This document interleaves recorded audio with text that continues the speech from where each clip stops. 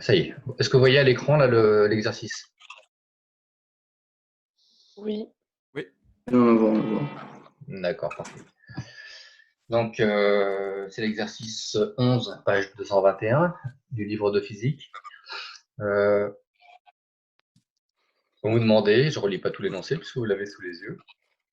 Quelle est la variation d'énergie interne du système eau plus casserole? On négligera les échanges thermiques avec l'air pendant que l'eau chauffe. Bon. Alors. Ce que je peux faire, c'est écrire des éléments de réponse sur ma feuille qui est à côté. Mais là, monsieur, juste, il fallait la capacité thermique de l'eau. Oui. Ouais, parce qu'elle n'était pas donnée dans l'exercice, en fait. Ouais, alors ça, c'est le problème avec le livre. C'est que pour les données classiques, entre guillemets, Et les Ouais, ils les données mettent pas. sur la page d'à côté. Voilà, elles sont En haut. données en début d'exercice, de tous les exercices Ah. sur la page d'à côté. Ah, C'est vrai que comme c'est pas dans l'énoncé, ça peut porter un peu à confusion de ne pas le voir. Ouais, d'accord. Ok. Donc, exercice 11. Alors, de toute façon, la correction, je ferai comme d'habitude, sur Atrium, je mettrai la correction en PDF des exercices du livre, d'accord? Donc là, c'est pour expliquer juste. Donc, c'est une application directe de la formule delta U. Là, on a un système composé d'eau et de casserole. Et donc, la casserole, on nous dit qu'elle est en aluminium. Donc là, en fait, le delta U, je ne veux pas l'écrire, mais ça serait un grand C, la capacité thermique de l'ensemble, fois la différence de température.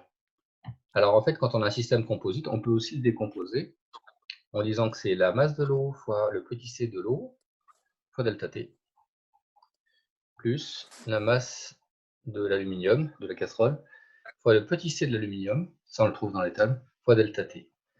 Bon, on peut factoriser par delta T si on veut, et moi j'ai trouvé 75 kJ. Je ne sais pas si vous aviez trouvé ça.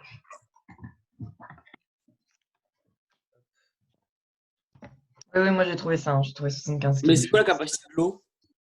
Alors la capacité de l'eau, elle était donnée dans la page d'à côté. Elle est égale, alors de mémoire, ça commence par 4,15. J'ai 4,19. Non. Ah non, c'est pas 4,15, c'est 4,18 en fait. Je vais Oui, voilà, l'avoir. 4,19. Le C de l'eau. En fait, c'est 4185, je crois, en joules. Ah oui. Bon, alors là, je vais prendre avec 3 chiffres significatifs ce que vous mettez dans le livre. 4,18 kJ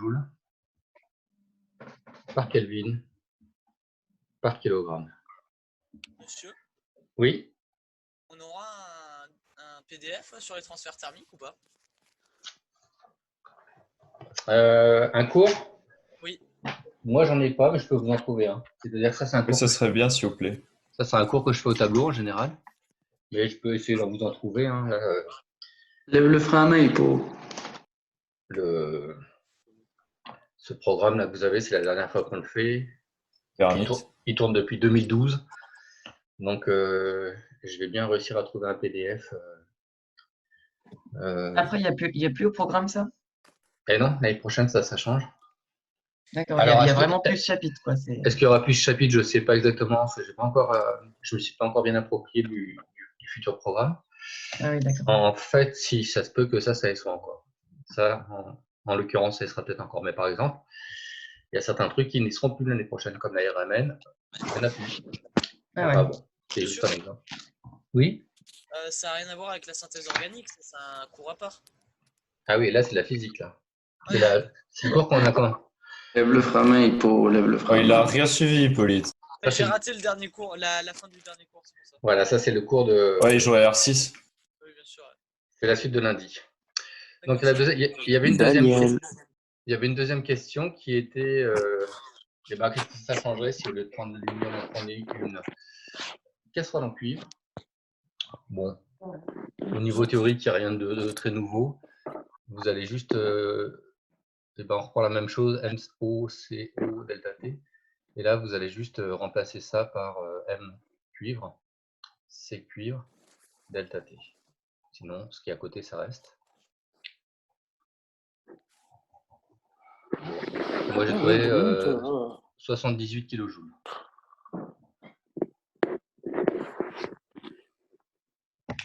J'ai trouvé Voilà. quelque chose de plus petit, moi, c'est bizarre. Ah bon? Bah ouais, j'ai trouvé 71 kJ. C'est... Ouais, moi aussi, je trouvais pareil, je trouvais 71. Bon, en plus, Alors. c'est normal puisqu'on place par le C du cuivre, là, qui est plus petit. Un mytho, Baptiste. Non, la vérité que c'est vrai en plus. 70,9. Je l'apprécie. Ah, mais vous avez. Alors, je ne vais pas refaire le calcul vite pour gagner du temps, mais c'était logique. Sauf si la casserole a changé. Est-ce que c'est la même masse de casserole? Bah oui, c'est ça, oui. Moi, je pense qu'on a pris la même masse de casserole. Mais non, c'est pas la même masse de casserole, elle est plus Moi lourde, aussi, c'est la même masse. elle est 3 fois plus lourde. Un peu Ah ouais, plus que c'est 3 fois. possible.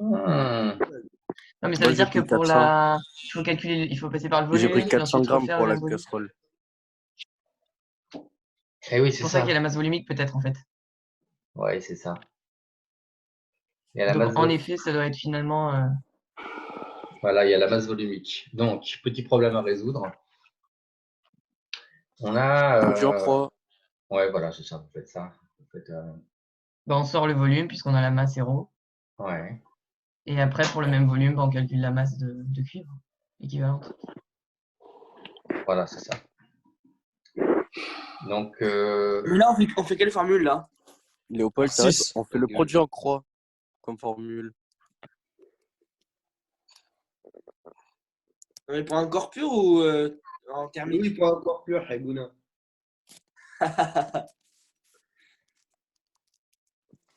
Donc, là, il y a un petit, oui, c'est ça, il y a un petit problème à résoudre quand même. Vous avez une casserole qui fait le même volume, mais la masse volumique n'est pas la même. Donc, il faut. Il y a un truc qui me gêne. Ouais, c'est ça, voilà. Voilà, c'est ça. Est-ce que vous voyez la souris ou pas là quand je bouge mon curseur? Ouais, on voit, on Oui. voit. Bon, d'accord. Ah, on voit. Donc, vous avez la casserole en aluminium qui fait 120 grammes, d'accord? Vous avez par ailleurs la masse volumique de l'aluminium. Donc, je vais rajouter un petit complément sur la feuille. Puisque la masse d'aluminium,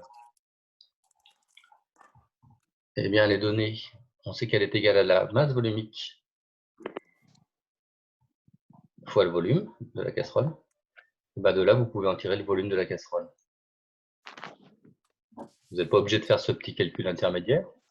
Après, vous allez en avoir besoin. Vous allez avoir besoin de la masse de cuivre que ça représente. Donc, la masse de cuivre, eh bien, ça va être la masse volumique du cuivre fois le volume, sauf que le volume, vous l'avez exprimé juste avant. Donc, on va se retrouver avec un rapport de masse volumique. Vous pouvez décaler la feuille? Ouais, on voit pas bien. Voilà. Voilà, donc il y avait un petit truc en plus. C'était pas un exercice finalement aussi basique. Ensuite, vous aviez le 12. Alors.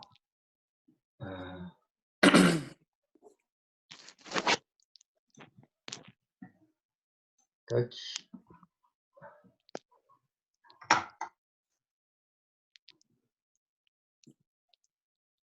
Ah, il va pas encore m'embêter. Ah non, c'est bon.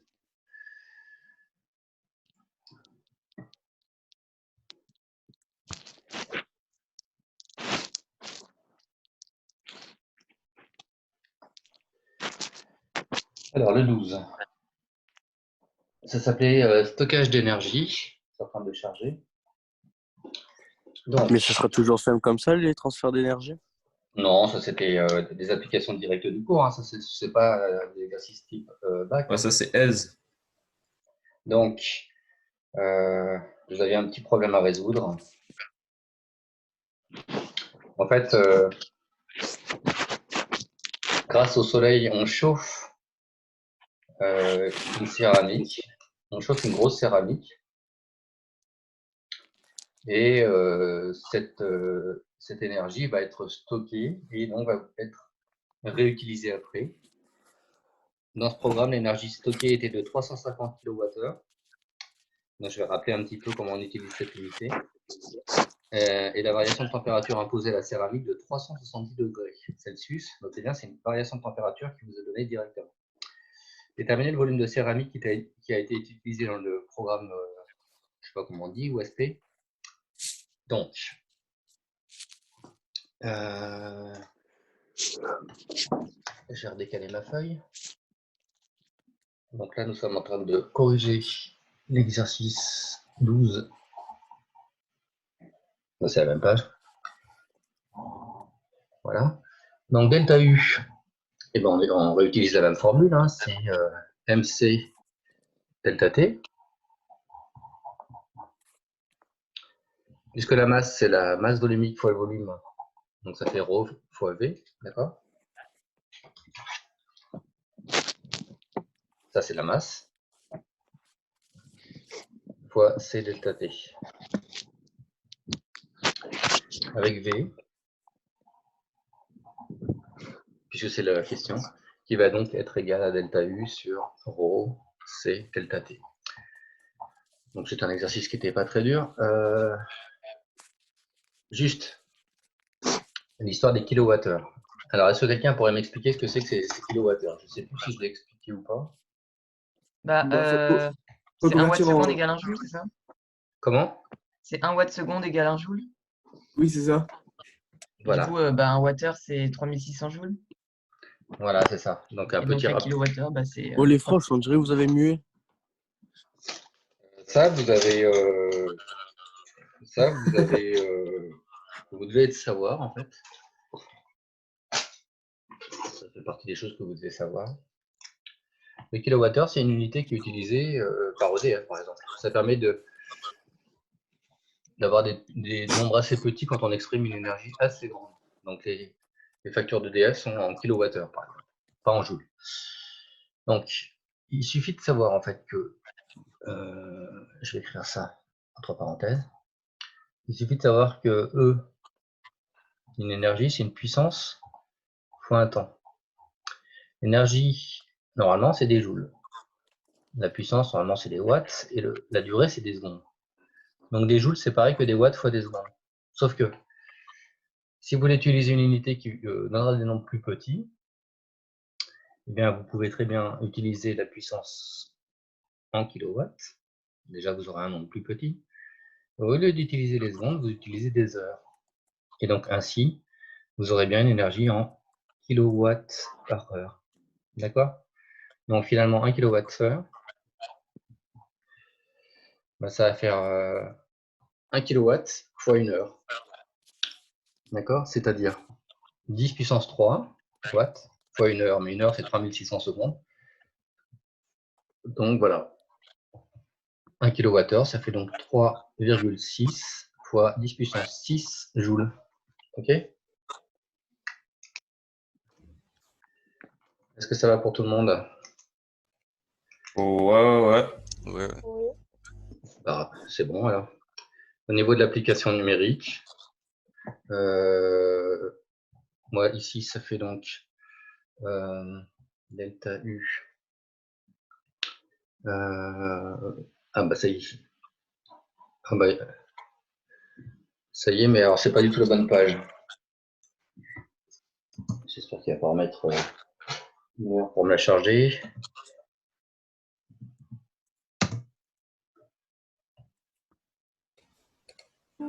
Dors, dors, Virginie. Ouais, vous endormez, ça va pas assez vite. Issou. Bon, allez, en utilisant les kilowattheures, Je lui capte ça, je lui arrache la tête. Je lui capte ça, je lui arrache la tête. je vais vous donner directement le résultat. Ça sert à rien de vous donner le détail. Hein. À vous de vérifier. Est-ce que certains d'entre vous avaient trouvé 1,1 mètre cube?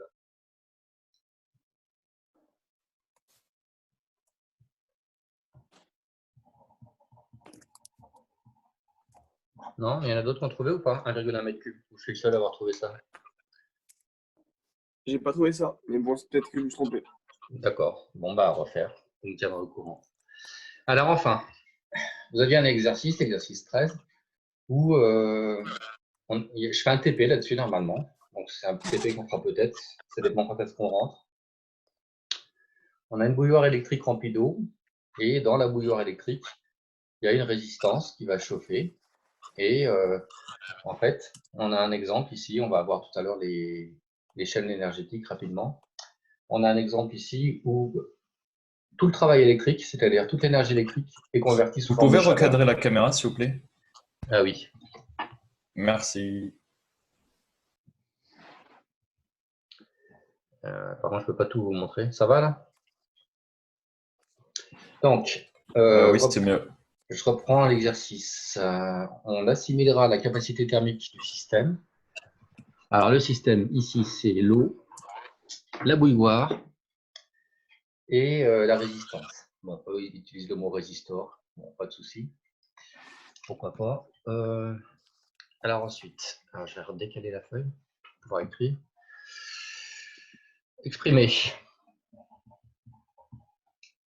Exprimer la variation d'énergie interne de ce système pendant que le courant électrique circule, en négligeant la chaleur échangée par le système. Alors qu'est-ce qui se passe en fait? Hop, voilà, on n'entendra plus ça. Donc, vous voyez, il y a le système qui va recevoir de l'énergie électrique. Normalement, on devrait dire travail électrique. Et ça va faire une variation d'énergie interne du système. Donc, delta U, par définition, c'est la masse de l'eau fois le C de l'eau fois le delta de température. Bon, je vais mettre grand delta. Alors attention, là, il va y avoir dans cet exercice T pour le temps et T pour la température. Donc, peut-être que là, je peux mettre θ pour la variation de température. Pourquoi je ne remets pas T? Parce que le T, ça va être une lettre qui va être aussi utilisée pour le temps. D'accord? Alors ensuite, Cranker? vous me suivez pour l'instant? J'ai dessiné un θ là, hein, d'accord? Ok. On déduire l'élévation de température de l'eau après 1 minute de fonctionnement électrique. Bon. Alors, on a la variation d'énergie interne, c'est élévation d'énergie interne, qui vient, cette fois-ci, d'un travail électrique. D'accord? Donc tout à l'heure, dans l'autre exo, j'avais mis, ah non, c'était pour la tasse de café, j'avais dit delta U est égal à Q plus W, j'avais dit il n'y a pas de travail, on va juste avoir Q. Là, ici, c'est le contraire. La variation d'énergie interne de notre système est entièrement due à un apport de travail électrique. Le travail électrique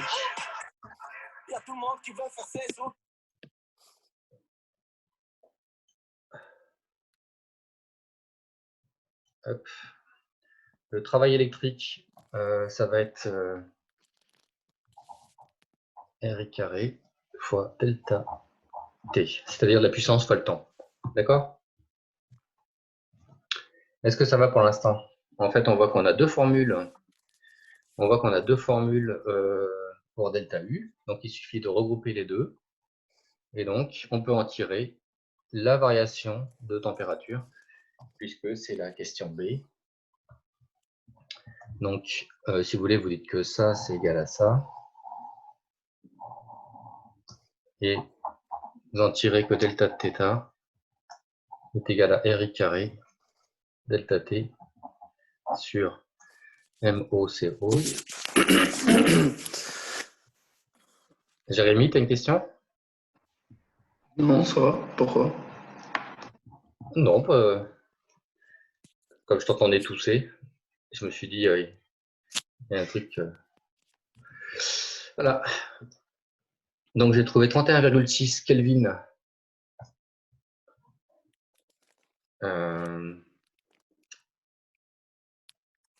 J'ai trouvé 31,6 Kelvin de variation de température.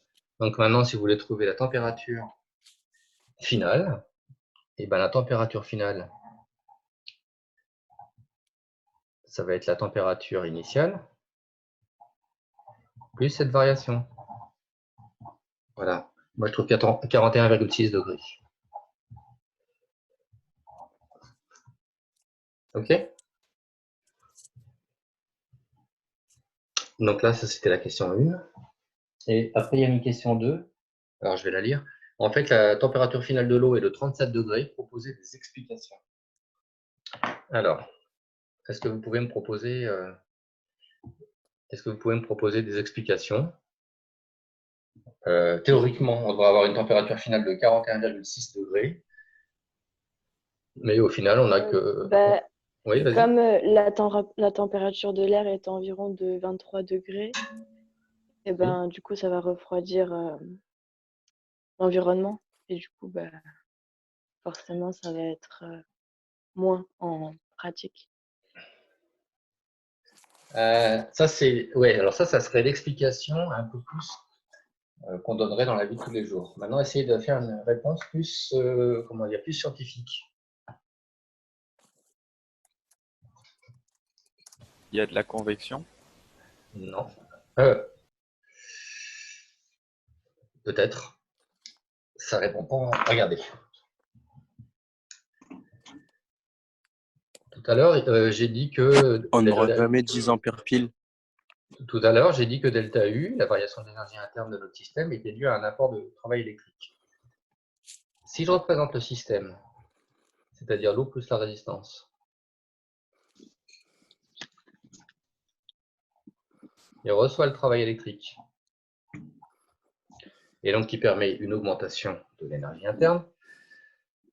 Qu'est-ce qui pourrait expliquer que l'énergie interne, finalement, reçue, elle n'est pas aussi élevée que prévu?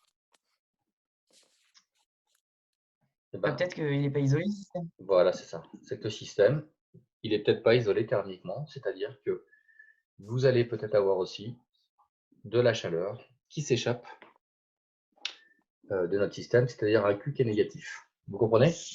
Du coup, delta U égale à W plus Q. Le Q étant négatif, eh bien le delta U il va être moins élevé que prévu. Vous avez compris l'idée? Ouais. Oui. C'est parfait. Alors, vous allez pouvoir reprendre votre cours, les notes de cours. Monsieur, vous pouvez remettre l'exercice 2 secondes, s'il vous plaît? Oui.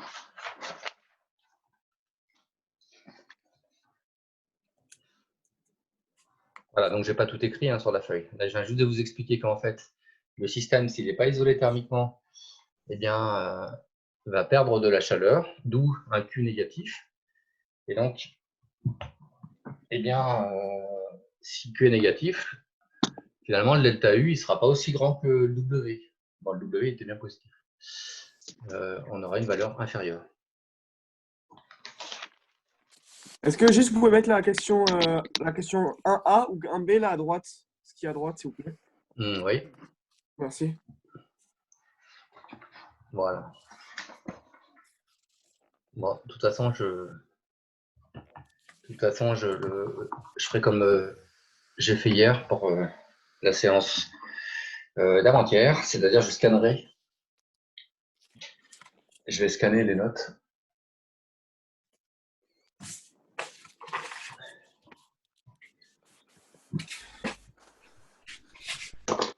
Alors.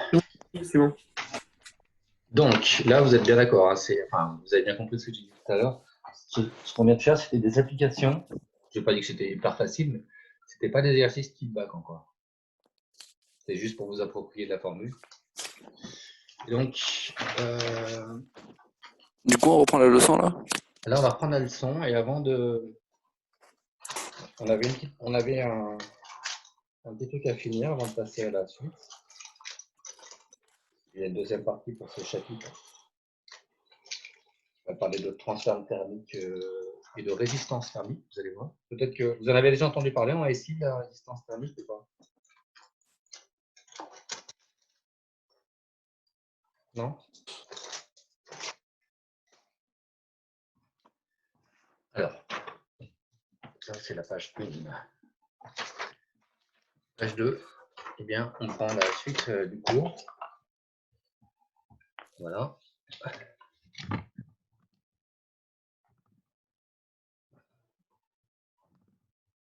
Alors, exemple. Comme on vient de le faire dans cet exercice, vous voyez, je vous ai... Il y a Chériane qui vient d'arriver. les activités. Oh, on va à la cantine à midi. Vas-y, Baptiste, tu viens? C'est quoi, où ça?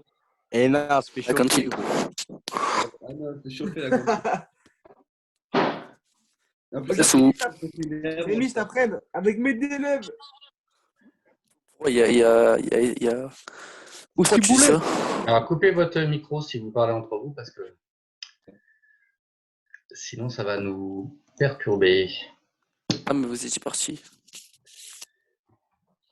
Alors, c'est bon, vous y êtes pour continuer avec le... Là, c'est bon, c'est bon. Avec le cours, ok. Donc, je vais vous donner juste quelques exemples, comme on a vu dans l'exercice, de chaîne énergétique. Voilà. Par exemple, un radiateur électrique.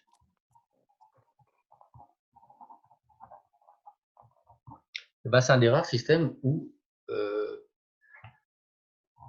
comme la résistance électrique de la bouilloire tout à l'heure, c'est un système qui convertit entièrement. Ça, c'est l'avantage de l'effet Joule. Normalement, l'effet Joule, c'est souvent un inconvénient, mais quand on veut faire chauffer quelque chose, c'est un avantage, c'est que le rendement, il est de 100%. Ça veut dire quoi? Ben, ça veut dire que tout ce qu'on rentre en termes d'énergie, l'énergie entrante, là, c'est du travail électrique. Si vous voulez dire énergie électrique, c'est pas grave. Le vrai terme, c'est travail électrique. Eh bien, tout est converti en chaleur. Donc ça, c'est un travail électrique. Et ça, c'est entièrement converti en chaleur. On dit aussi transfert thermique.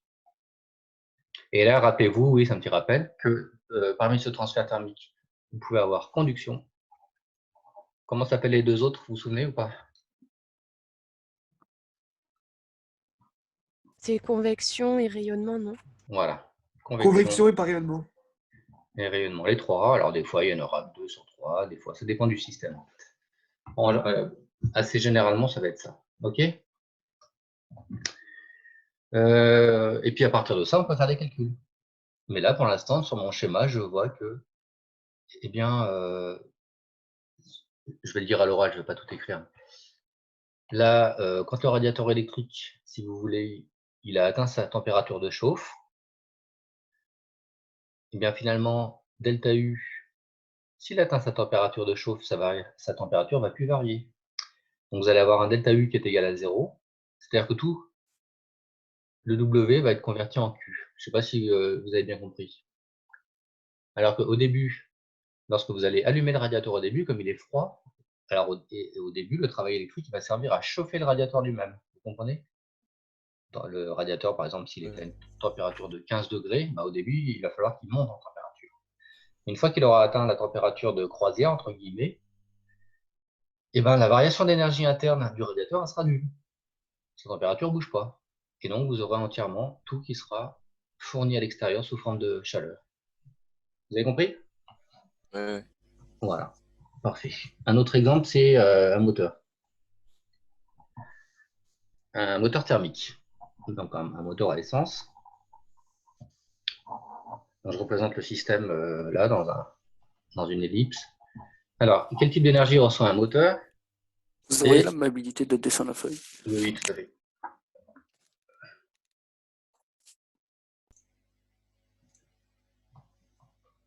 Alors, Léopold, le titre du petit 2, c'est exemple de chaîne énergétique. Voilà. Alors, moteur thermique, qu'est-ce qu'il reçoit comme type d'énergie?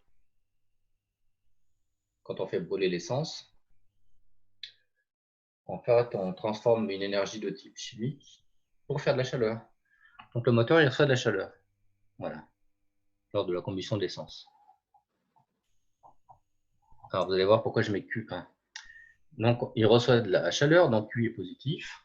C'est dû à la combustion de l'essence.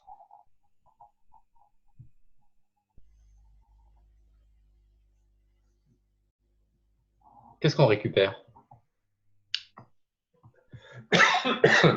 Pourquoi on fait tourner un moteur? Énergie mécanique. Comment? Énergie mécanique. Voilà, on fait tourner un moteur pour récupérer de l'énergie mécanique. En fait, de l'énergie cinétique du moteur qui tourne. Donc, par rapport à nos transferts, le moteur, il va transférer un travail d'une force qui va faire tourner les roues. D'accord? Donc, c'est un travail mécanique vers les roues.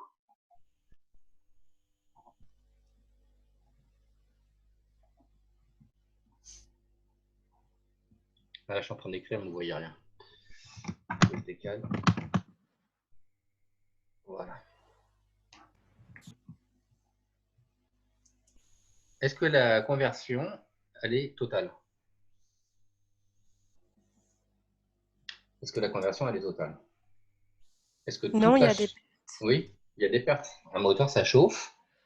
Un moteur, ça chauffe, c'est-à-dire que si vous mettez vos mains autour du moteur, il est très chaud. Ça veut dire qu'il y a un transfert thermique du moteur vers l'extérieur. D'accord? Donc, je vais faire une autre flèche. Je vais mettre Q2. Et Q2 est inférieur à 0. Ça, c'est un transfert thermique vers l'extérieur. Ce sont des pertes, en fait.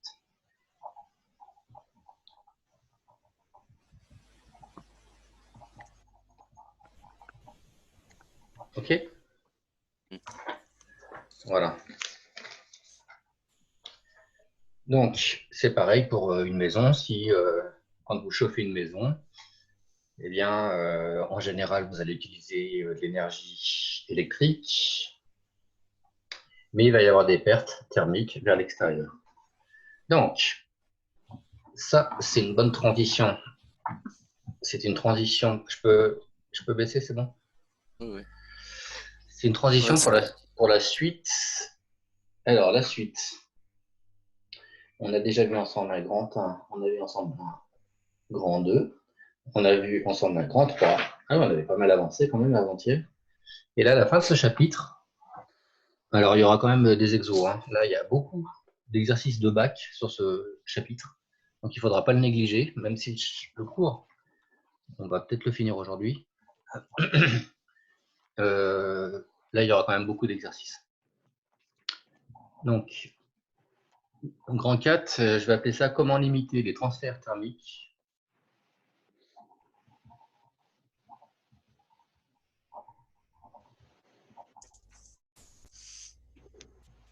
Comment limiter les transferts thermiques pour isoler.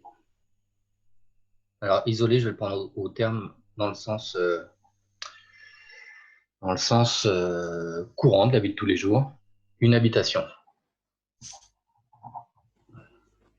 En fait, c'est impossible d'isoler complètement thermiquement une habitation. On devrait dire, quand on dit je vais isoler ma maison ou je vais isoler le grenier, on devrait dire je vais augmenter l'isolation. On ne peut jamais être isolé totalement. Et on va parler aussi de résistance thermique. On revient, Louis. Alors, est-ce que vous avez eu le temps de voir l'activité que j'ai mis hier? Une activité qu'on va commencer à regarder là.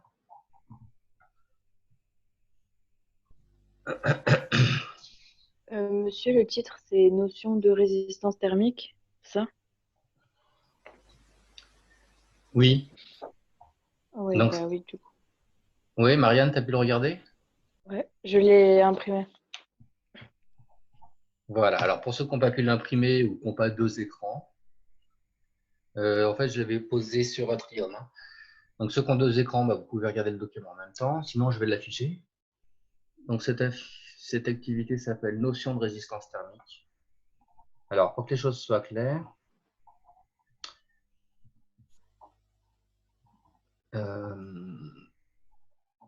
vous allez voir des formules. Il n'y en a aucune qui est à connaître par cœur. D'accord? Ça veut dire que la seule formule à connaître par cœur dans ce chapitre, eh bien, ça va être la formule qu'on a vue pour la variation d'énergie interne et qu'on a utilisée pour des exercices. Donc là, on va voir effectivement aussi des formules dans cette partie, mais on ne va pas avoir de trucs à apprendre par cœur. Voilà. Donc, je vais projeter le document, comme ça vous l'aurez. Alors,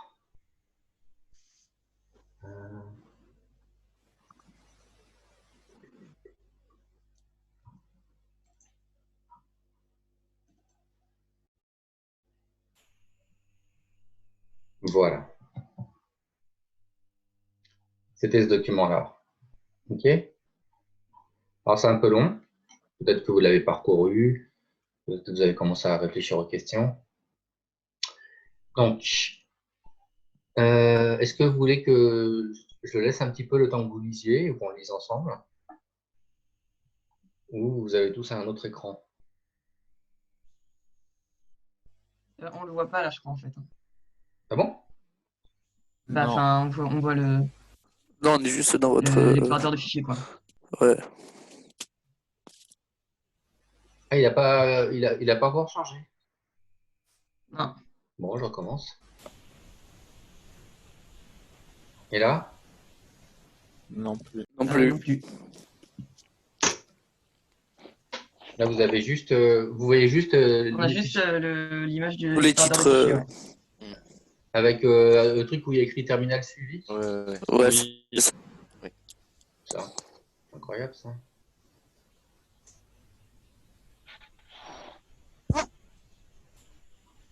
C'est parti. Alors, vous m'entendez toujours? Oui. Ouais, Ouais, vous c'est bon, entendez. c'est bon. Parce que j'avais une instabilité qui était écrite. Alors, j'aurais bien aimé partager l'écran et j'aurais bien aimé partager ça. Est-ce que ça va? Ah oui, là c'est bon. Ah, là, c'est bon. Ah, vous l'avez. Bon, Ouais. d'accord. Bon, c'est parfait.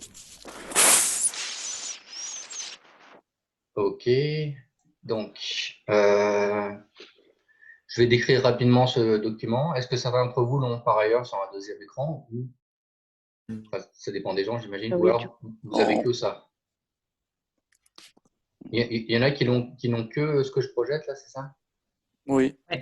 Bon, d'accord. Donc, je vais faire comme ça.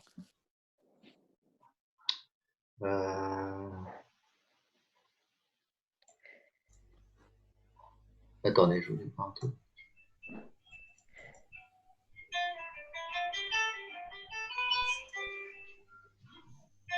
Alors, vous avez un document 1 qui s'appelle Fiche accompagnant la laine de flocon en flocon. Donc, vous comprenez que ça va parler d'isolation. Donc, on a plusieurs descriptions de cette de laine de roche. Alors, laine de roche, on peut dire laine de roche ou laine de verre, hein, c'est pas pareil. Vous avez un document 2, pareil, c'est quelque chose qui était sur ce produit, donc c'est un document destiné au grand public. Après, vous avez la conductivité thermique. Alors, c'est un mot que vous ne connaissez pas encore. Hein. Vous avez la conductivité thermique de certains matériaux. Bon. Et enfin, vous avez deux formules où on a bien, la notion de flux thermique. Alors, on va regarder directement la première question, si vous voulez. Alors, voilà, moi je prends ma version papier. Comme ça, c'est plus facile pour moi aussi. Donc, comment la résistance intrinsèque RI de la laine de roche en flocon varie-t-elle avec l'épaisseur? Alors. Bah, proportionnellement, parce que c'est une fonction linéaire. Voilà.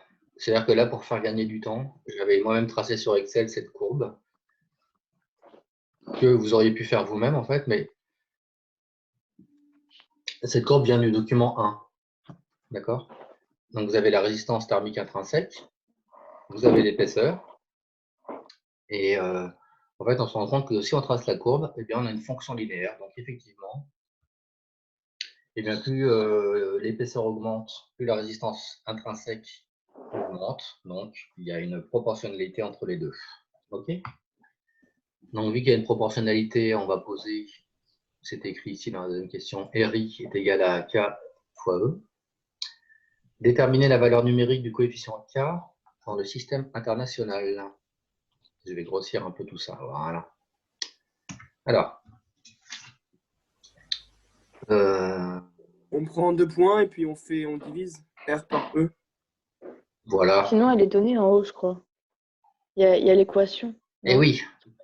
Sinon, on utilise l'équation qui est directement donnée par Excel. Exact. 23. C'est mieux. 23,6. Bon, allez, on va arrondir à 24. 2 chiffres significatifs, ça suffira, vu les données du tableau. Est-ce que je peux annoter? Oui. Donc, voilà, en utilisant le tableau. Attendez. Il faut que je jongle avec tous les outils. Voilà. K. Et ben, il suffit de prendre l'équation, effectivement. K, ça fait 24. En arrondissant, ça fait environ 24. Alors, l'unité. Quelle est l'unité? Elle est donnée en dessous. C'est des mètres, des millikilos. Non, des mètres. Alors, Kelvin, watt, moins 1. Là, oui. c'est des mètres de Kelvin par watt. D'accord, mais alors, effectivement. Mais la racine carrée, le tout en racine carrée, parce que c'est des mètres carrés sinon. Alors, c'est mètres point Kelvin point watt moins 1 ou par watt, voilà. Ce sera plus facile. Le tout puissance 1,5. Pourquoi? Parce que sinon, c'est des mètres carrés. Alors non, en fait. C'est en mètres. Regardez, maintenant, pour répondre à la question d'après, comment prouver, puisque c'est ce qu'on nous demande en fait, qu'on a bien, ouais, c'est pénible ce truc, qu'on a bien l'unité qui est là. Attendez, je vais le mettre là. Hop. Là, on fait une analyse dimensionnelle. On fait une analyse dimensionnelle. On va dire que l'unité de ce coefficient directeur, c'est... Est-ce que j'ai un stylo quelque part? Dessiné, voilà. L'unité, c'est cette unité-là. Et oui, quand vous faites un coefficient directeur, vous me l'avez dit vous-même, on va faire... si on... Là, Excel nous donnait, mais autrement, on prend 2 points. Alors, quand c'est une fonction linéaire, on a tout intérêt à prendre comme deuxième point 0. D'accord? Et puis, vous faites un truc du genre YB moins YA sur XB moins XA. En disant que le point A, c'est l'origine. Ça fait juste, en fait, l'ordonnée d'un point, de la courbe, de la droite, divisé par l'abscisse. OK? Et donc, quelle est l'unité? Bah, l'unité, ça va être des mètres carrés. Je prends l'unité de l'ordonnée. Kelvin. Watt moins 1. Divisé par des mètres. Alors, pourquoi je fais diviser par des mètres? Bah, je fais diviser par des mètres parce que, je vous ai dit, pour calculer un coefficient directeur, on fait l'ordonnée divisé par l'abscisse. Et donc, là, avec les unités, je vais faire pareil. J'ai fait les unités ici de l'ordonnée divisé par l'unité de l'abscisse. On voit qu'il y a des mètres carrés au numérateur, il y a des mètres au dénominateur. Donc, il y a une petite simplification. Et donc, l'analyse dimensionnelle donne les mètres Kelvin par watt. Vous voyez, l'analyse dimensionnelle, ça sert dans toutes les occasions, un peu quel que soit les chapitres qu'on fait. C'est bon? Alors, je vous écoute.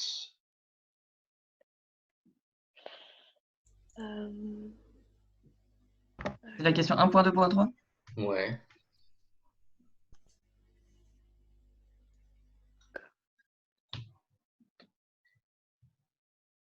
Bah oui, parce que... Ah non, attendez. Lambda, c'est en mètres. Lambda, c'est pas la longueur d'onde, là. Hein. Ouais, c'est pas la longueur d'onde. Lambda, du coup, c'est en watts par mètre Kelvin. Par mètre par Kelvin. Alors, si l'affirmation qui est indiquée là est vraie, on devrait avoir comme unité de lambda. Ah oui, mètre moins 1, Kelvin moins 1, watt. Oui, c'est ça. Par mètre par Kelvin. Oui, voilà, c'est ça. On devrait prendre l'inverse, vous êtes d'accord? Du coup, oui, oui, oui. Donc, si je prends l'inverse de ça, ça devrait faire des mètres moins 1, Kelvin moins 1, watts. Mètre moins 1, Kelvin moins 1, et watts. Comment on peut vérifier ça?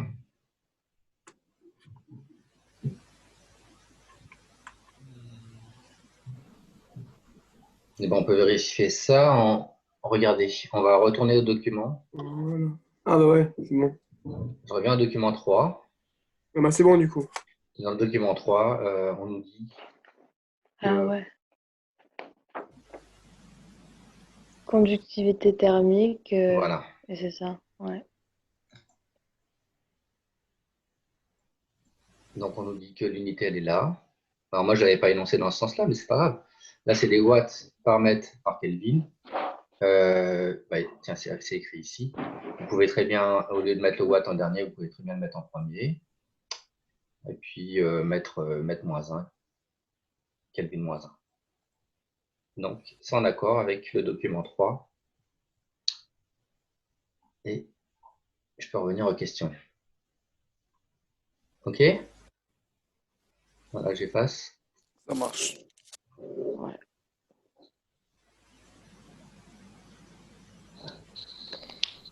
Voilà, qu'est-ce qu'on a après? Quelle est la valeur de la conductivité thermique de la laine de roche en flocon déduite du graphe précédent? Cette valeur est-elle en accord avec celle de la fiche technique? Puisqu'on nous annonce que lambda c'était l'inverse de K, bien, si vous faites le calcul, je vais vous épargner ça. Si vous faites le calcul, si vous dites que lambda c'est 1 sur K, K étant le coefficient directeur, on trouve 4,2, 10 moins 2. Je ne sais pas s'il y en a qui l'avaient fait. Je suis en train, du coup. Attends, en train de vérifier. 4,2 Ouais. normalement, 10 moins 2. Donc on a dit que c'était les watts, mètre Ouais, moins c'est ça. 1, Kelvin moins 1. Et ça, c'est en accord. Regardez bien avec le document. Je reprends. Ouais. Vous regardez sur le document 1. Vous regardez sur le document 1 et il est où le C'est à la lambda? fin du texte. À la dernière ligne de texte. Oui, c'est ça. Voilà, donc vous avez bien ici la valeur de lambda. Alors là, ils ont écrit lambda en français. Ça doit être pour pas affoler les gens, parce que je ne sais pas s'il y a beaucoup de gens qui connaissent dans la vie de tous les jours ce symbole lambda. Donc, ils ont utilisé lambda pour ne pas changer les notations, mais ils l'ont écrit en français pour ne pas perturber les gens. Et donc, c'est en accord. OK? OK. Alors, on continue.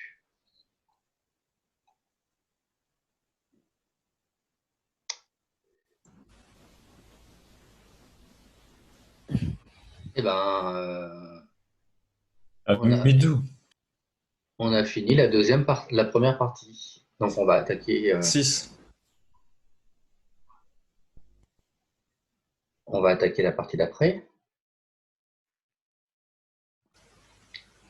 La troisième partie, on ne la fera pas aujourd'hui, parce que c'est un exercice d'application. Donc, je vous donnerai à le faire pour la prochaine fois qu'on fera la physique. Du coup, on fait quoi après? Et ben, là, on va finir la seconde partie de l'activité. Ouais. Et puis après, on va finir le cours sur ce qu'on a commencé à écrire, là, c'est-à-dire le grand 4. Et synthétiser, c'est-à-dire qu'est-ce qu'il faut retenir de tout ça. Okay. Donc, on passe à la deuxième partie. Écrire la relation liant la résistance intrinsèque RI d'un matériau à sa conductivité thermique lambda et à l'épaisseur E de la paroi. C'est E sur lambda. Enfin, RI est égal à E sur lambda. Parce Ouais. que K, c'est 1 sur lambda. Alors, du pourquoi? coup, en remplaçant, ça fait ça. Parce que K, c'est 1 sur lambda. Du coup, en remplaçant, ça fait E sur lambda. Parfait. Donc, d'après le graphe, on a RI qui est égal à K fois E. Mais comme K, c'est 1 sur lambda, on a RI qui est égal à E sur lambda. D'accord? Ça, c'est d'après le graphe. Cette relation est-elle compatible avec les données du document 2? Alors, cette relation est-elle compatible avec les données du document 2? Alors, On vérifie. Juste, On vérifie, ouais. On fait une On prend des analyse valeurs au hasard. dimensionnelle. Alors là, c'est plus qu'une analyse dimensionnelle. En fait, ça va être, ça devait être de faire un petit calcul pour vérifier.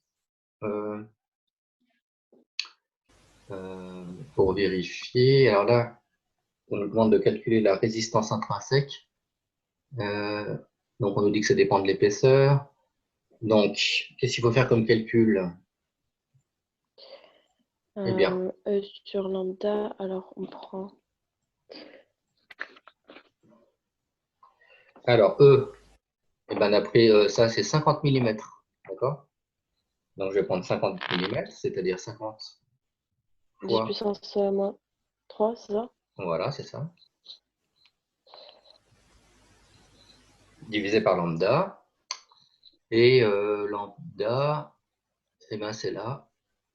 On nous dit que c'est 0,038.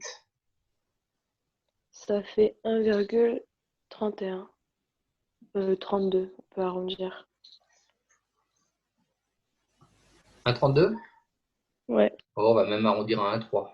Alors, pourquoi on va arrondir à 1,3?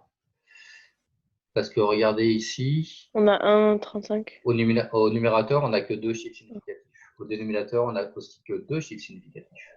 Donc 1,3, ça va nous suffire. L'unité, c'est donc des mètres carrés Kelvin. Alors voilà, il y a un problème avec ce chapitre un peu, quand on passe aux résistances thermiques, etc. Ce sont les unités. C'est pas évident, il faut toujours jeter un petit coup d'œil parce que les unités. Mais monsieur, j'ai une question. Pourquoi c'est pas en ohms? Et bien justement, est-ce que tout ça, ça fait des ohms au final? pas du tout, en fait. Ah, pas du tout. Pas du tout. On appelle ça une résistance thermique par analogie avec l'électricité, parce qu'en fait, en électricité, une résistance, la résistance d'un composant, par exemple, si vous voulez, c'est sa capacité à limiter l'intensité électrique. D'accord? Bon. L'analogie, et c'est pour ça qu'on appelle ça une résistance, l'analogie thermique consiste à dire, eh bien, on va définir une résistance thermique à une paroi, et sa capacité, ça va être sa capacité à freiner le flux thermique qu'il traverse. Vous comprenez? Ouais. C'est ça une résistance thermique. Plus la résistance thermique va être élevée, et moins le flux thermique qui va traverser la paroi sera important. Donc voilà, ça s'appelle résistance par analogie, mais au niveau des unités, c'est pas du tout la même chose, d'accord? Donc ça, on ne peut pas dire que ce soit homogène à des ohms. Ok? Ok. Mais voilà, la question était intéressante parce qu'en fait, on appelle ça une résistance juste par analogie, mais pas au niveau des unités en physique.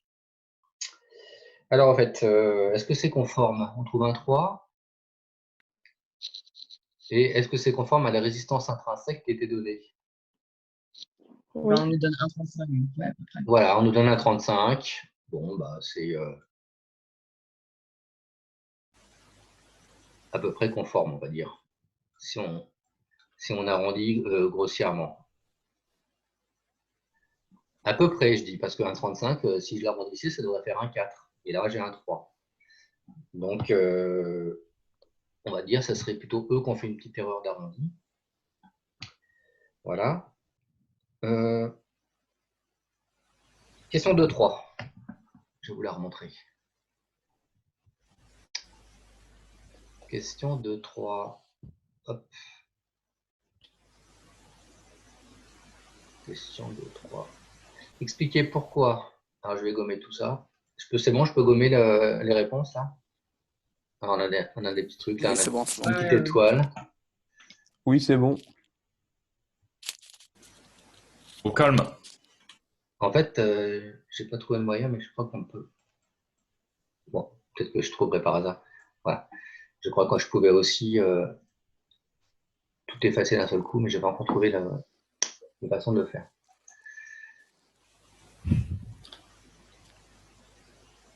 Ok, donc question 2-3.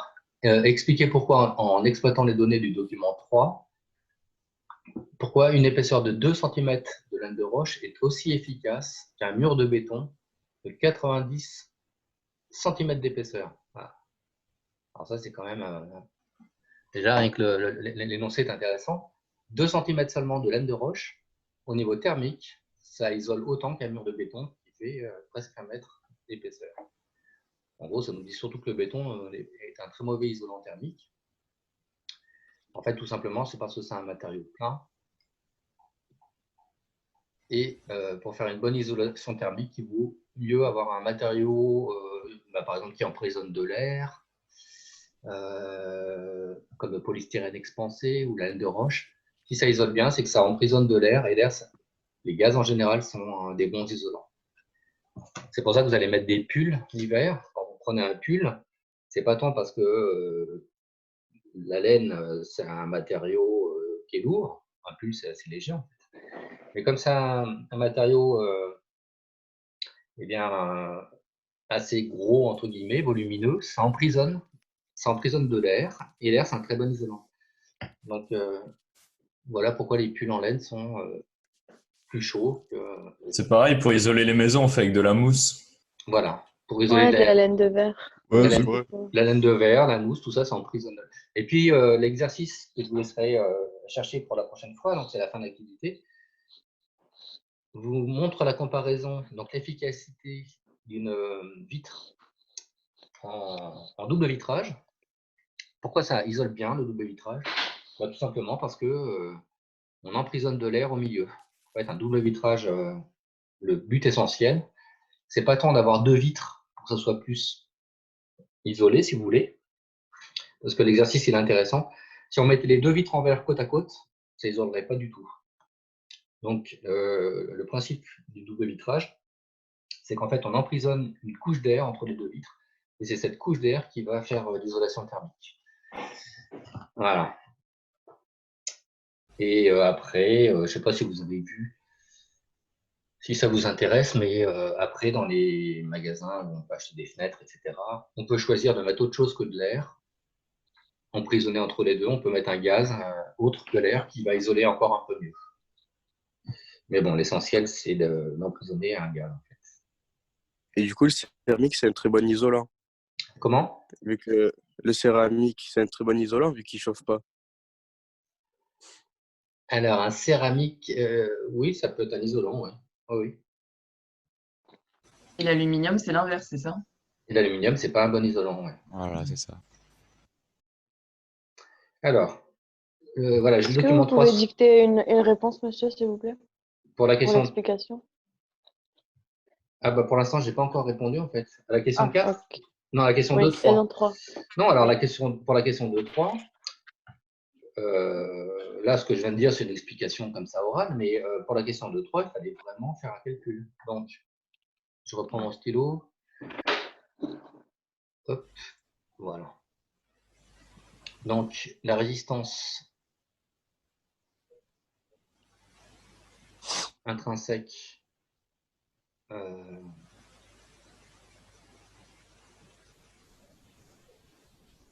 voilà, je vais appeler ça RI1.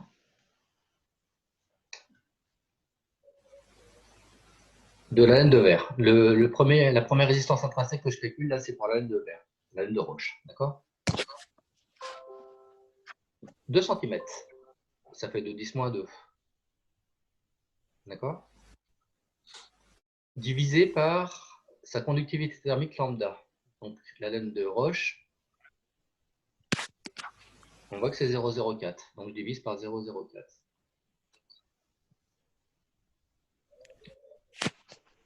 Voilà, si je fais le calcul, je trouve 0,5. Je garde un chiffre significatif, parce qu'au numérateur, là, j'ai qu'un chiffre significatif. Alors, 0,5 quoi? Il ne faut pas se tromper dans les unités. Il y a mètre carré, Kelvin par watt. Je vais calculer la résistance intrinsèque, alors RI, du deuxième cas, c'est-à-dire le béton. Vous avez compris? Ça, c'est pour la laine de roche. Et ça, c'est pour le béton. Donc, pour répondre à cette question, ce que je vais faire, je vais calculer les deux résistances intrinsèques pour voir si c'est équivalent. Donc, pour le béton, on nous parle de 90 cm. Je vais faire 90 cm divisé par... Je vais chercher celle du béton. Alors là, c'est du béton plein. Donc, vous voyez au passage que le béton plein, voilà, il est là. 1,75.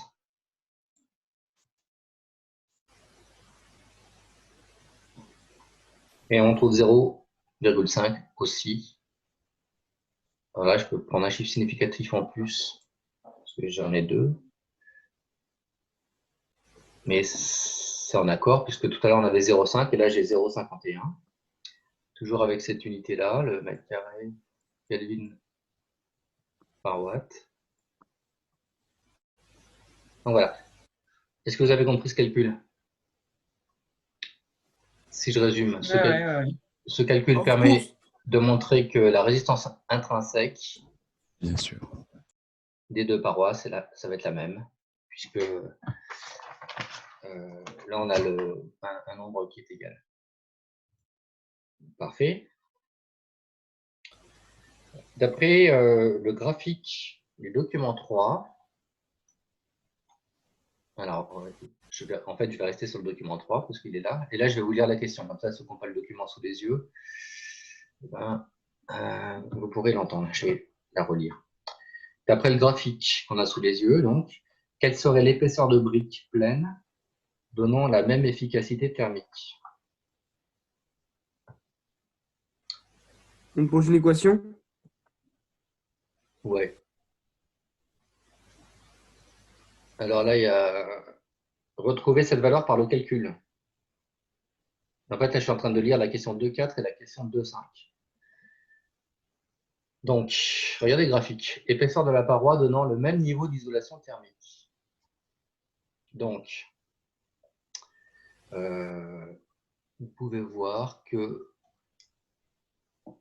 si j'utilise le schéma, le graphique, eh bien, regardez bien, là apparemment, les calculs qu'on vient de faire, ils correspondent. Vous voyez, on vient de vous parler de 90 cm de béton. Et vous voyez, le 90, il est là. Donc, ça veut dire que ce graphique, il est adapté à nos questions. Vous comprenez ce que je veux dire? Pareil, la laine de roche, on a ici quelque chose qui est bien inférieur à 20, ça doit probablement être 2. Donc, ça veut dire que ce graphique, il est adapté à notre question, à notre situation. Et donc, on va directement lire brique pleine. C'est là. Graphiquement, on va regarder combien ça fait. Voilà, c'est entre 20 et 40. Donc, on va dire environ 30. Peut-être moins. Bon, c'est graphique, il n'y a pas trop de graduation. On va donner juste une estimation, d'accord? Est-ce qu'on peut le retrouver par le calcul? Ça, c'est la question d'après. Et bien, si je dis que pour la brique, je vais l'appeler RI3 cette fois-ci, c'est, eh bien, pareil, l'épaisseur sur la conductivité lambda. Cette fois-ci, ce n'est pas RI que je vais calculer parce que RI, en fait, RI, je l'ai. Moi, je voudrais calculer l'épaisseur.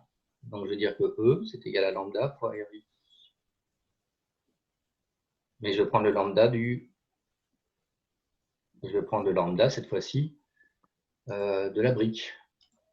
Voilà, est-ce que vous me suivez? Ah ouais. Oui. C'est le lambda. C'est le lambda de la brique, ça. On est 3. Alors, vous êtes 3 à suivre. Et moi aussi j'ai compris. Non, du moins, vous êtes 3 à interagir. Et moi aussi ouais, j'ai mais compris. moi j'ai tout compris.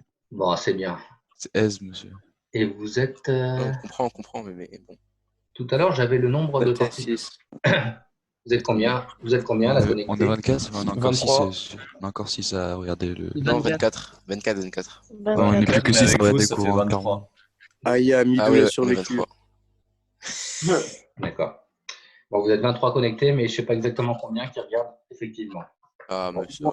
Moi, je regarde. Moi, je regarde aussi. Après, Moi, je regarde. je suis pas derrière vous. Hein, Jean peut enlever Loïc. Moi, je regarde.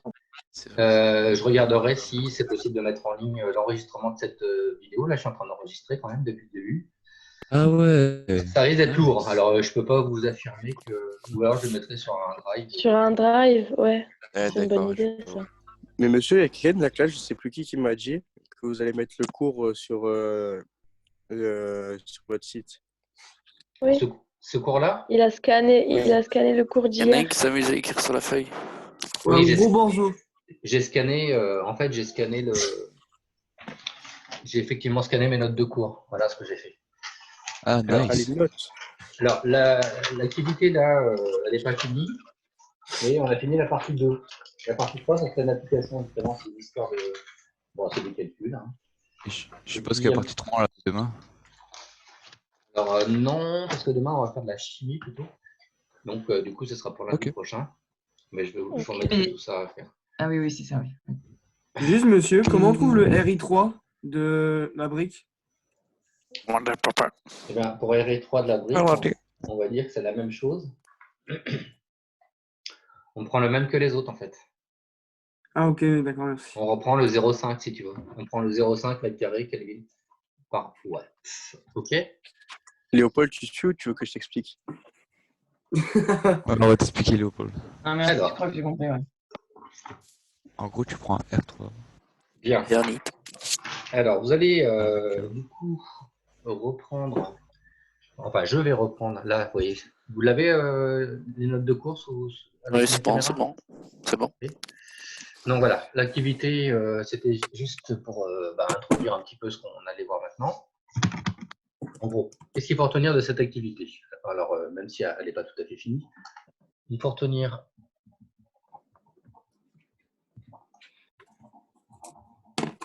d'abord la notion de flux thermique. Alors, on ne l'a pas vu encore, on ne l'a pas exploité ça. Alexis, enlève ton micro, on voit plus la feuille de cours. Ouais, toi aussi, Paul. Oui, mais du coup, moi, je l'ai mise juste pour lui dire. Mais moi, il a enlève, enlevé. voilà. Moi, il a enlevé. Et toi, Alexis, putain. Mais t'es con ou quoi? Si tu parles, c'est qu'il n'est pas enlevé. Alors, question 3, peut-être qu'on aurait dû le faire, parce que ça parlait de flux thermique. Et là, comme ça commence à faire longtemps. Comme ça commençait à faire un petit peu de temps qu'on faisait l'activité, si vous voulez, on va passer au cours. Donc, notion de flux thermique. Vous allez voir quelle est l'idée. Donc, vous avez une paroi. Ça peut être un mur, ça peut être une fenêtre, ça peut être tout ce que vous voulez. On fait comment, Robin? Vous avez une pièce, par exemple, à gauche, qui a une température T1 supérieure à la température T2. D'accord? T1 supérieur à T2. Donc, pour illustrer ça de façon simple, disons que, par exemple, T1, c'est la température d'une pièce, T2, c'est la température extérieure, et on est l'hiver. Alors, il y a quelque chose qui est toujours vrai, est toujours spontané, c'est-à-dire, quand on a un transfert thermique, ça va toujours d'un sens vers l'autre, mais jamais le contraire. C'est-à-dire que le transfert thermique, ça va toujours des régions chaudes aux régions les plus froides. Température élevée vers température plus basse. D'accord? Et pas le contraire. Donc ça, c'est important. Q, on a un transfert thermique vers l'extérieur.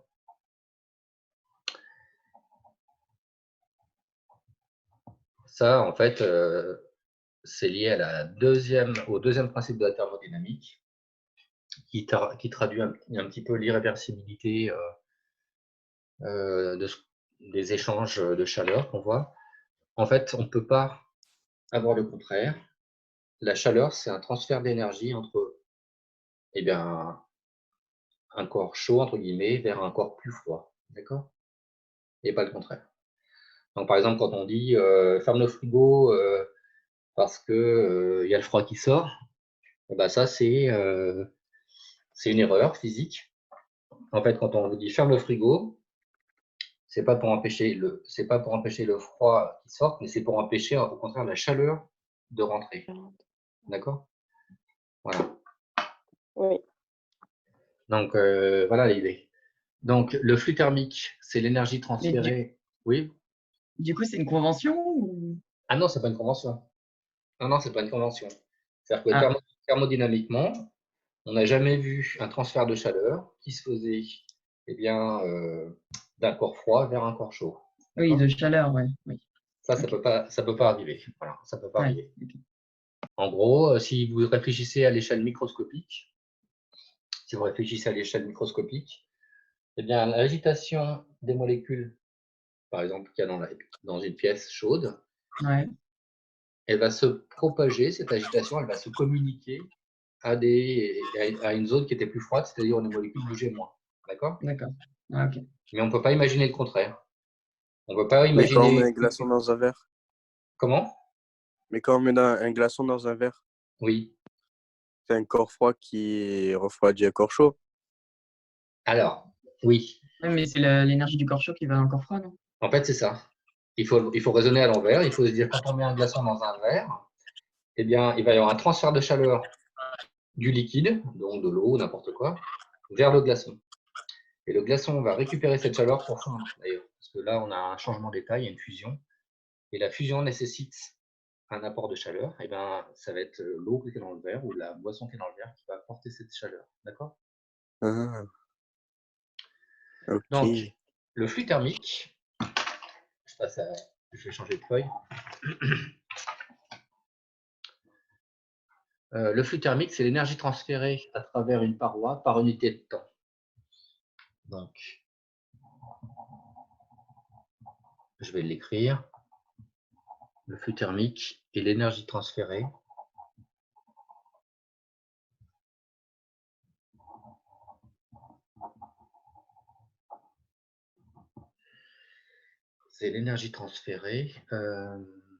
à travers une paroi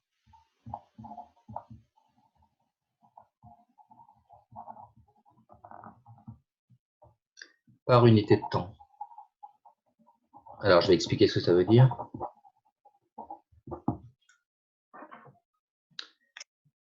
Déjà, si c'est une énergie divisée par un temps, quelle unité ça nous donne?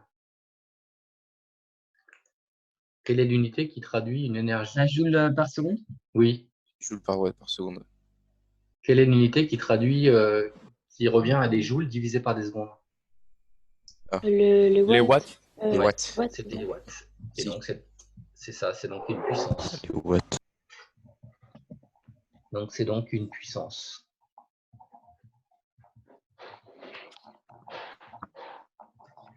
C'est donc une puissance en watts, exact. Et donc, chose qui est importante, ce que j'ai dit tout à l'heure, tiens, je vais l'écrire en rouge, ce transfert thermique, donc ce transfert thermique se fait spontanément, c'est-à-dire tout seul. Il va se faire spontanément donc, de la source chaude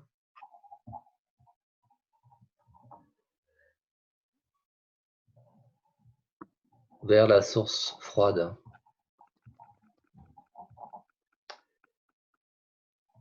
Et c'est irréversible. Ça veut dire ça ne peut pas se faire à l'envers. Voilà. Ça ne peut pas changer de sens comme ça. Il est irréversible. OK?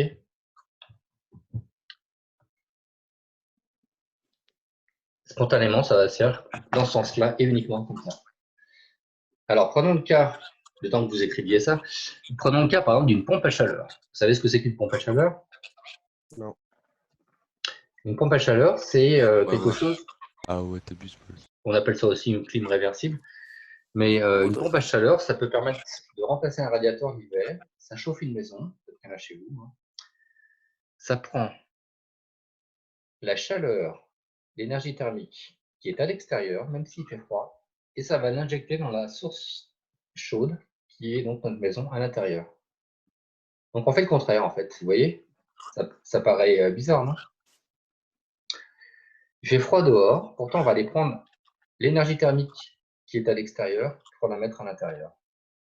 Sauf que, donc ça c'est en contradiction avec ce que je viens de raconter a priori.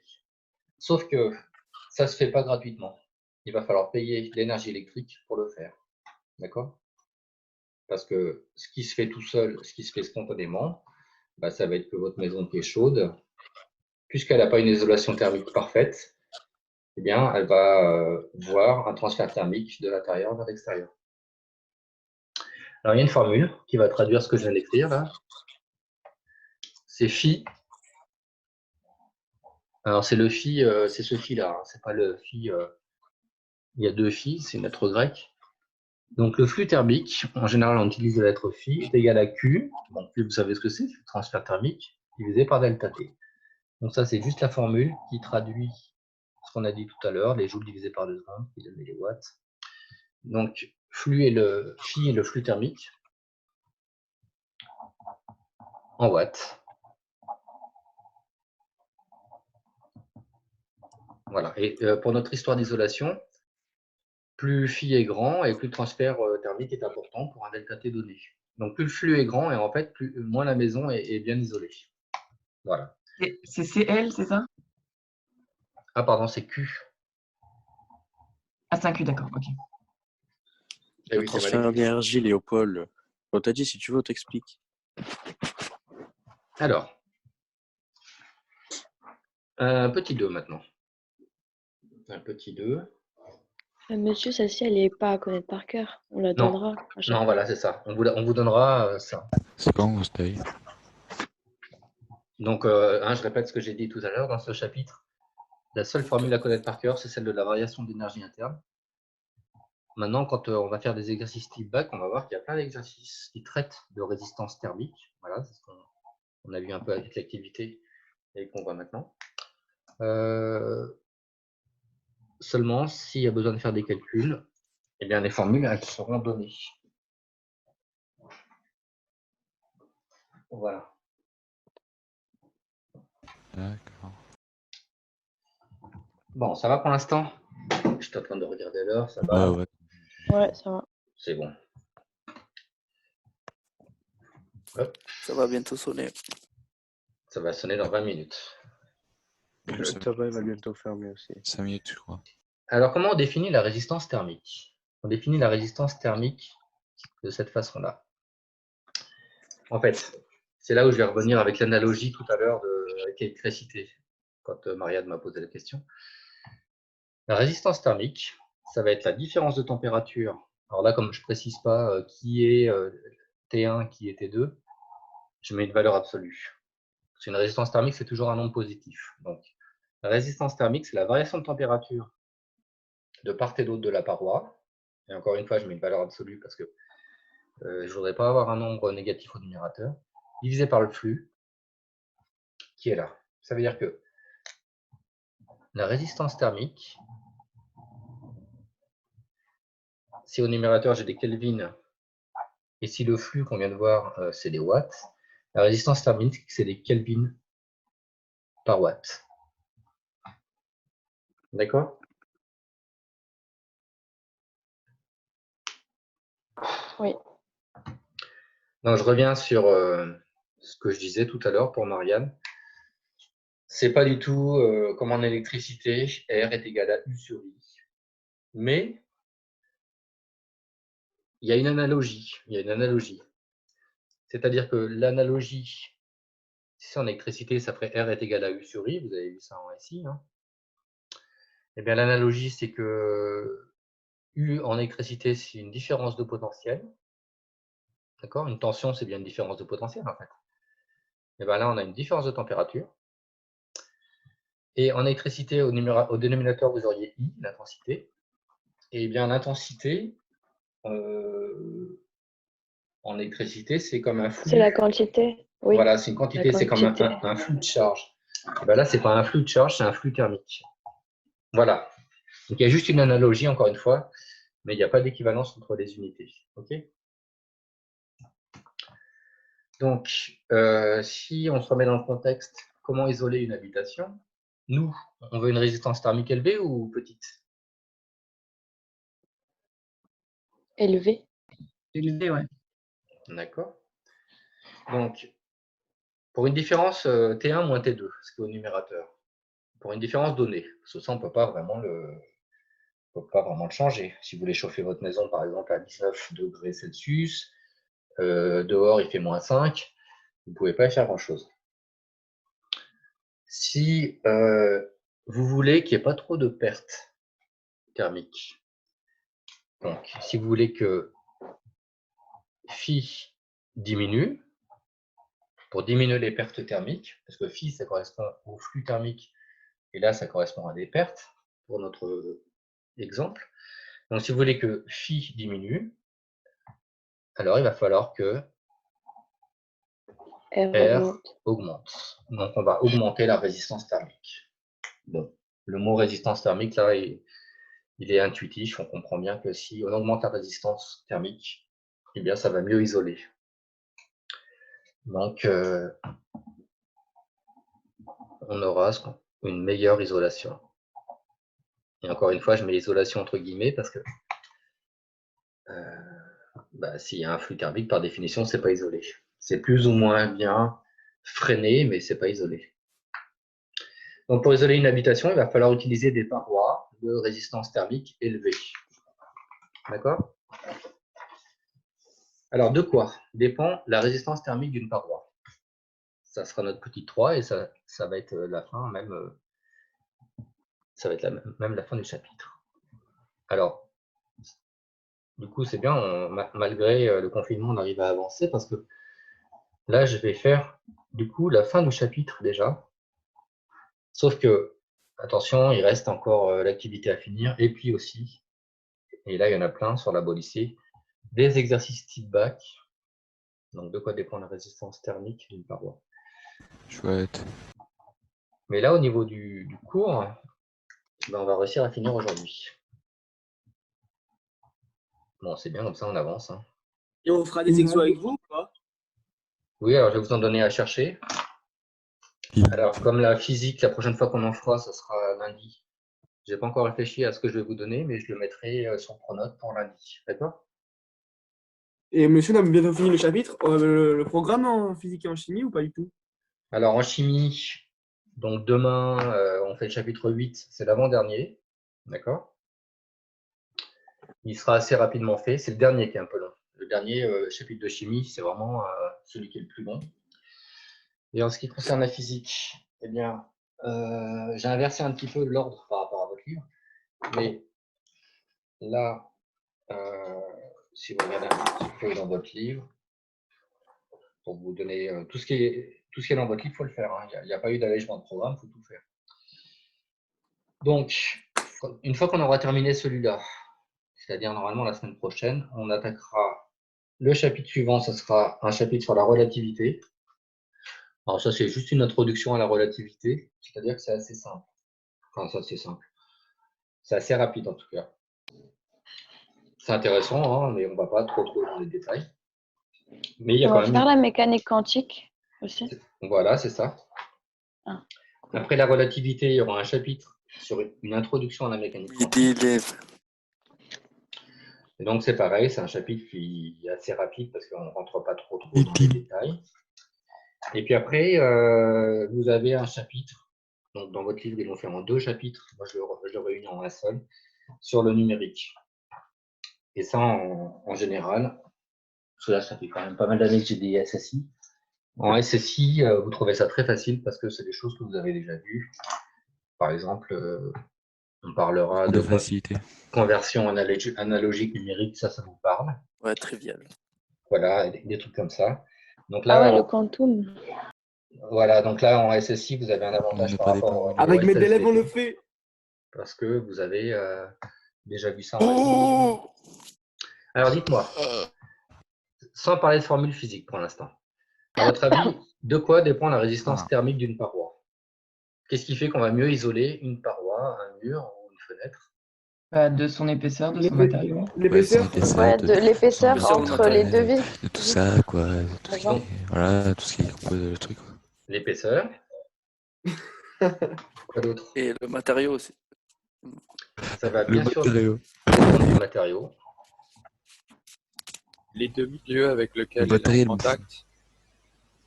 Non, C'est bon, tu m'as compris. C'est une bonne proposition, mais ça ne dépend pas de Du ce qu'il y a pneu aussi. à gauche et à droite. Et de l'écart, monsieur, entre, par exemple, les deux vitres pour Oui, faire l'épaisseur. le double vitrage. Oui, alors ça, on l'a déjà Écrit pris. l'épaisseur. La densité, non? Alors, l'épaisseur, elle est déjà prise en compte ici. La densité, bah, ça va être compris dans quel matériau on prend. Monsieur? Oui. Du coup, un double vitrage avec un espace entre, c'est optimal, non? Oui. Pas contre. Ah, ok. Ça sera Ok. l'exercice qu'on fera, en fait. Ouais. L'activité, là, ce sera la 4e partie. La 4e Ok, partie merci. de ce document s'appelle, sous forme d'exercice, ça s'appelle Intérêt du double vitrage. Monsieur, vous Ok. lisez plus le chat écrit? Comment? Vous lisez plus le chat écrit? Alors, en fait, Depuis le début. C'est pour ça que j'ai Oh, retranscrit. Mathéo, t'arrêtes de me menacer comme ça. Je menace rien du tout. C'est la dernière fois, s'il te plaît. Putain. si, mais en fait, voilà, ça y est. Là, Les élèves. si, le chat écrit, là, je l'ai. Voilà. Bon, oui. C'est-à-dire qu'il me prend une partie de mon écran, c'est pour ça que je l'avais réduit. Et Ah ouais, donc, c'est pas très optimal. Ah, mais vous pouvez l'enlever alors. donc, il y a un truc que vous Il y a avez une question en oublié. audio, c'est bien. Il y a un truc que vous avez oublié au niveau de quoi dépend la résistance thermique d'une paroi. Et ben, ça dépend aussi si vous avez une grande paroi ou une petite paroi. Ah, d'accord. Donc, ça dépend de sa surface. Oui. Si vous avez, imaginez, Oh, Louis, t'es cramé. si vous avez, si vous avez une surface de 1 mètre carré, eh bien, elle ne va pas avoir la même résistance thermique qu'une surface qui fait 2 mètres carrés ou 3 mètres carrés. D'accord? Du coup, il faudra changer l'épaisseur. Ou... Donc, voilà pourquoi la formule. Alors, c'est pas à connaître par cœur. Voilà. Alors, pour comparer les matériaux entre eux, les matériaux, on l'a vu dans l'activité, ça va être caractérisé par la conductivité thermique lambda. D'accord? Ça va être caractérisé par la conductivité thermique lambda. Et donc, la résistance thermique, c'est E. Ça, vous le verrez en finissant l'activité, sur lambda fois S. Encore une fois, ce n'est pas une formule à apprendre par cœur. Alors, au niveau des unités, tout à l'heure dans l'activité, on a vu que lambda, c'était des watts par mètre par Kelvin. S, c'est la surface de la paroi en mètres carrés. E, son épaisseur en mètres. Et donc, si vous faites une petite analyse dimensionnelle, on retombe bien sur des Kelvin par watt, ce qui est bien en accord avec l'unité qui est là. Alors, j'entends une voix, là, je ne sais pas ce que c'est. Louis, t'éteins la télé, s'il te plaît? Voilà. Alors, qu'est-ce que j'ai à rajouter? C'est bon pour l'instant? Je vais être obligé de prendre une... Juste, Oui. c'est des Kelvin par watt ou des Kelvin de watt? Kelvin par watt. Donc, Kelvin, watt moins 1. C'est un moins 1. Ah oui, c'était pas clair. Oui, c'est des Kelvin par watt, donc des Kelvin moins 1. Alors,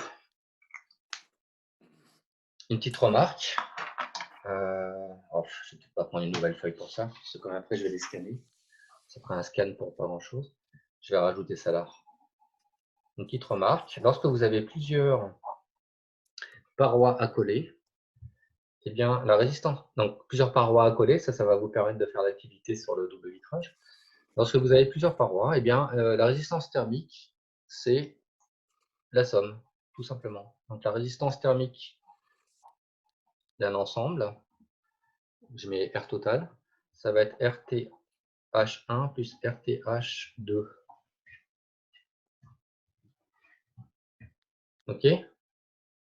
Qu'est-ce que ça veut dire? Et lambda, juste, c'est le flux thermique, c'est ça? Et lambda, c'est la conductivité thermique. Ok, merci. Du matériau, hein, comme on a vu dans l'activité. Alors, je sais que ça fait beaucoup de nouvelles grandeurs aujourd'hui.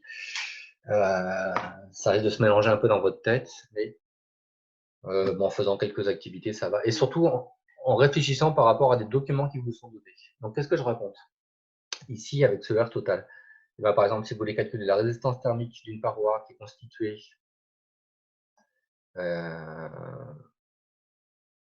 par exemple, d'un mur en béton, on calcule la résistance thermique du mur en béton. Comment on fait? On utilise la formule qui est là, on regarde l'épaisseur de ce mur en béton divisé par le lambda du béton fois la surface du mur qu'on est en train de parler.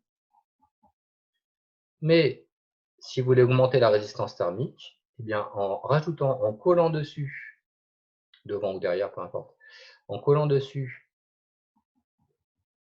un isolant,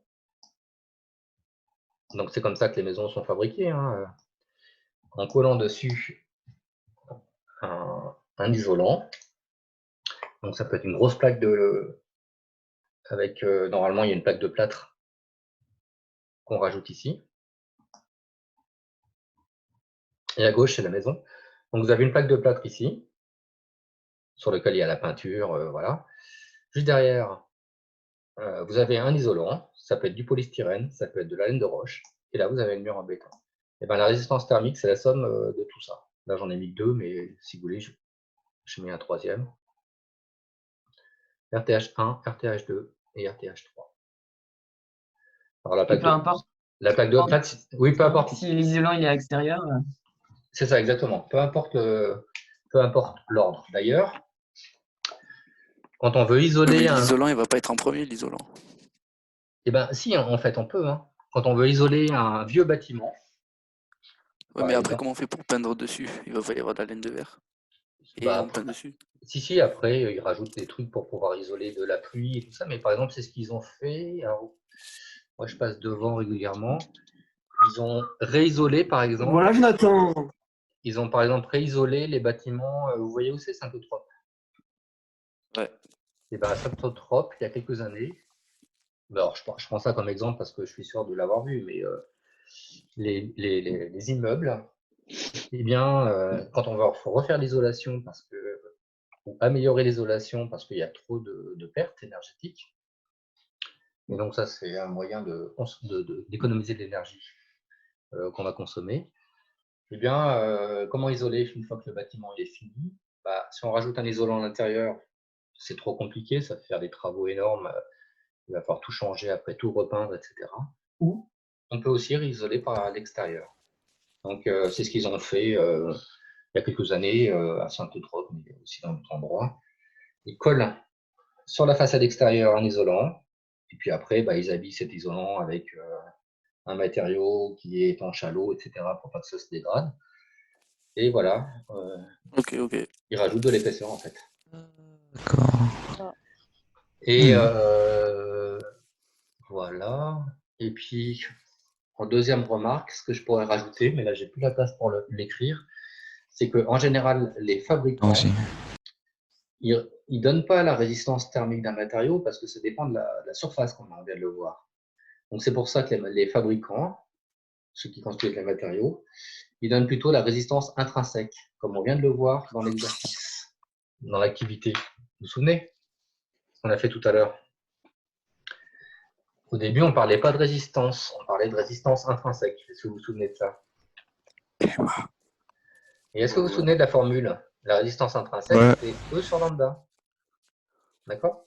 Ouais, c'est vrai. Parce que E, c'est l'épaisseur du matériau. Et lambda, c'est la conductivité thermique du matériau. Donc, que vous vendiez une plaque, que le fabricant vende une plaque de 1 mètre carré, ou de 2 mètres carrés, ou de 10 mètres carrés, ce nombre, E sur lambda, ne va pas changer. Ça s'appelle la résistance intrinsèque. D'accord. Ça, c'est la résistance intrinsèque qu'on a vu dans l'activité.